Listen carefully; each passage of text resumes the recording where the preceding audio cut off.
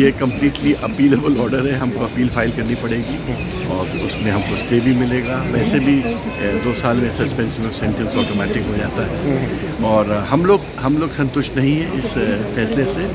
और ये एक राजनीतिक केस था, और इस प्रकार के राजनीतिक एलिगेशंस तो मोदी जी भी रोज़ लगाते थे और आज तक तो मोदी जी को कभी किसी कोर्ट ने सेंटेंस नहीं किया या दूसरों को भी नहीं किया।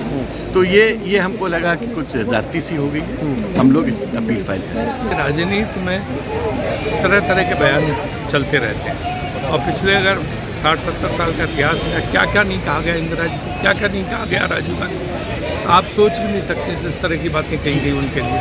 लेकिन कभी न इस तरह के केस करवाए गए और न कभी इस तरह का जो है लोगों को सजा दी गई या सजा हुई। मुझे लगता है कि राजनीति में परंपरा ठीक नहीं है और ये नहीं होना चाहिए। लगातार राहुल जी को परेशान करने के इस तरह का जो प्रयास है दूसरे तरीक़ों से, ये उचित नहीं है। हम इसके कड़े शब्दों में निंदा करते हैं। जब तो मोदी जी का नाम लेने में भी मानहानि हो जाती है, तो अब बताइए क्या करें।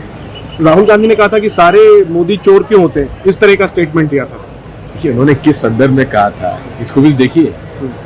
नीरव मोदी, ललित मोदी, ऐसे अनेक लोग हैं जो कि देश का पैसा लेके चले गए और कब गए, भाजपा के राज में।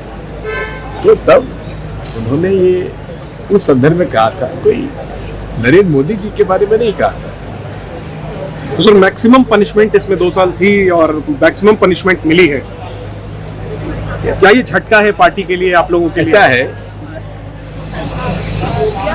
राहुल गांधी जी से भारतीय जनता पार्टी इतनी दुखी है, आरएसएस इतनी दुखी है कि वो कुछ भी कहे, कुछ भी करे, उस पर उनका आपत्ति हो जाती है।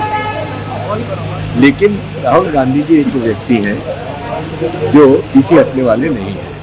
अभी बीबीसी पे जिस प्रकार से सेंट्रल एजेंसी छापा पड़ा, एक उदाहरण है कि आप यदि हमारे खिलाफ लिखेंगे तो आपके ऑफिस में, आपके कार्यालय में, आपके लोगों के यहाँ सेंट्रल एजेंसी भेज देंगे। तो इस प्रकार से मीडिया को भी दबाने की कोशिश है, हमारे जुडिशरी को दबाने की कोशिश है, उसको प्रभावित करने की कोशिश, और बचत तो और फिर राजनीतिक दल के लोग हैं उसके तो किसी स्तर पे जाके वो कार्रवाई कर रहे हैं। तो ये स्थिति यहाँ दिखाई दे रहा है। इसके ऊपर सविस्तार से हमारे लोग प्रेस कॉन्फ्रेंस करने वाले हैं।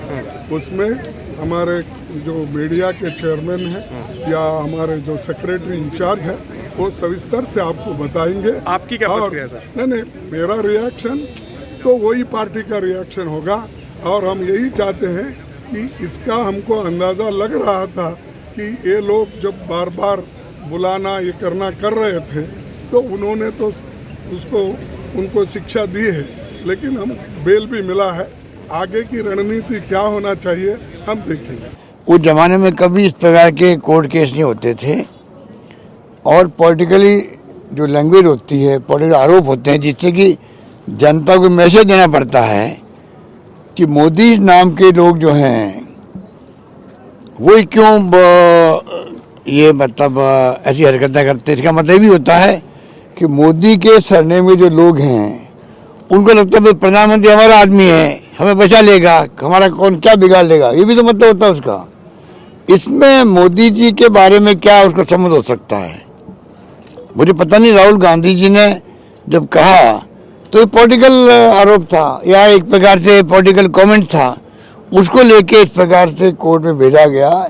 पर ये तो जुडिशरी अभी तो फैसला हुआ है, मुझे पूरा विश्वास है, जुडिशरी पे हमें विश्वास है कि फैसला आने वाले वक्त में सही फैसला होगा और इसमें कोई जो इन्होंने कोशिश की है जिस प्रकार से मैसेज देने की, उसमें ये कामयाब नहीं हो गए। ये तो घिनौने साजिश है, राहुल गांधी की छवि को धूमिल करने के लिए घिनौने साजिश है। लेकिन एक बात कहना चाहते हैं, राहुल गांधी जी डरपुक नहीं और डरने वाला नहीं और डरेंगे नहीं। और सर हिंदुस्तान में कोई कांग्रेस नहीं डरेंगे और मोदी और बीजेपी पार्टी डरे हुए हैं, इसलिए राहुल गांधी जी के बार बार उन पे हमला कर रहे हैं, बेबुनियाद तत्व पे, आधारहीन तत्व पे, निहायती झूठ इल्जाम पे। राहुल गांधी जो भी बोलते हैं वो आजकल ऐसा हो गया कि उससे सिर्फ नुकसान ही होता है। उनका पार्टी के लिए नुकसान होता ही होता है, लेकिन सबके लिए, देश के लिए भी अच्छा नहीं है। कांग्रेस के कुछ एमपी और कांग्रेस के कुछ नेता मुझे बताया, आज भी बताया, कि राहुल गांधी का जो रवैया है उसके वजह से सब खराब हो गया। उनके पार्टी भी डूब रहा है और साथ साथ में बाकी को भी नुकसान होता है। आज जो न्यायालय का फैसला जो आया है वो पूरी तरह से राहुल गांधी ने जिस प्रकार से चुनाव के दौरान 2019 में और अनर्गल बयानबाजी और अनर्गल उनके बारे में जिस प्रकार से उनके सरनेम को उच्चारण किया था, सचमुच में ये दुखदाई है और पूरी तरह से निंदास्पद है। और उसको कोर्ट ने भी उस समय भी हम कह रहे थे और सारे लोगों ने निंदा किया था। कोर्ट ने इनको दोषी करार दिया है। मुझे लगता है कि अब राहुल गांधी कोर्ट के कटघरे में हैं और यहाँ लोकतंत्र के कटघरे में भी राहुल गांधी मौजूद हैं, लेकिन आज तक वो ना यहाँ इस मंदिर में आने का उनको हिम्मत नहीं जुट रहा है आकर के माफी मांगे जनता से। और जब तक राहुल गांधी माफी नहीं मांगेंगे तो निश्चित रूप से देश निकाला भी और जनता की नजरों में वो देश निकाला समझे जाए। हमारे साथ बात करने के लिए भारतीय जनता पार्टी के राष्ट्रीय सचिव और सांसद विनोद सोनकर जी हैं। विनोद जी, राहुल गांधी ने गुजरात चुनाव के दौरान एक रैली के दौरान नरेंद्र मोदी को चोर कहा था, उस पर आज सूरत कोर्ट ने उन्हें दोषी करार दिया है। कम से कम कांग्रेसियों को अब शर्म आना चाहिए कि अभी तक जो हम लोग कहते थे कि माफ़ी मांगो, तो कहते थे कि राजनीति से प्रेरित है। अब तो देश की और प्रदेश की न्यायपालिका ने भी उनको दोषी ठहरा दिया है। अब निश्चित रूप से राहुल गांधी को और कांग्रेसियों को देश के साथ साथ माननीय प्रधानमंत्री से माफ़ी मांगनी चाहिए। देखिए, राहुल गांधी का बुद्धि भ्रष्ट हो गया है। बहुत दिन से वो इस प्रकार बातें कर रहे हैं। एक हमारे माननीय राष्ट्रीय अध्यक्ष जी ने एक बात बोला कि जो देशद्रोही है, देश विरोधी शक्तियाँ हैं, वो राहुल जी को टूल किट्स बना लिए हैं। कम से कम इतना साल हो गया, बुद्धि तो होना चाहिए किसके बारे में क्या बोल रहे हैं। अनफ शनफ बोलते रहते हैं। पार्लियामेंट में प्रिविलेज का भी कंप्लेन आता है, उसका भी सुनवाई हो रही है। और इस प्रकार बार बार जो बात करते हैं उस देश की संविधान की मर्यादा नहीं होती है। इससे उनको सावधान होना चाहिए। उनको जो सलाहकार हैं उनको भी थोड़ा सोच समझ करके उनको सलाह देना चाहिए।